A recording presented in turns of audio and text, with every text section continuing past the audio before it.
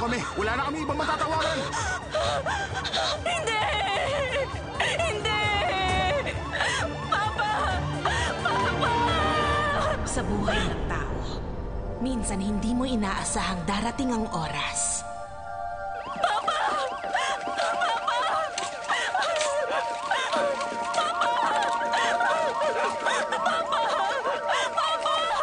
Na desperado kang mapapadasal sa lahat ng Diyos.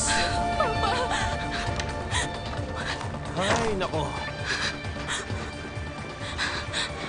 Siya yung pasyente may ruptured abdominal aorta na itinawag Sinabi namin. ko na sa inyo na wala kaming available na surgeon. Hindi kayo pwedeng basta-basta na lang pumunta rito. Nasa hypovolemic shock na siya. Bumababa na rin ang vitals niya. Mamamatay siya kapag hindi siya naoperahan. Wala na kaming magagawa. Ilipat nyo na siya. Doktor ha, palabasin sila. Sige, halika. Please, Doc! Nagmamakaawa ko. Tulungan mo ang papa ko. Parang awa mo na.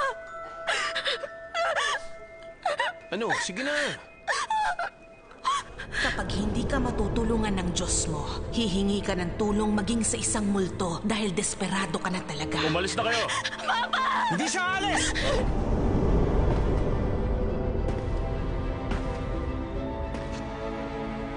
Isipin mo naman ang pasyente.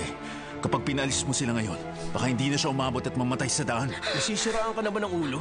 Anong karapatan mo makialam? Bilisan nyo! Umalis na kayong lahat! Hindi!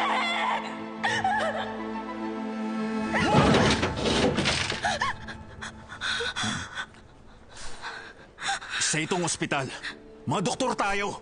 Kung susukuan lang natin itong pasyente. Akala mo siguro doktor ka na, ano? Hoy, sa tingin mo, kaya mo siyang operahan?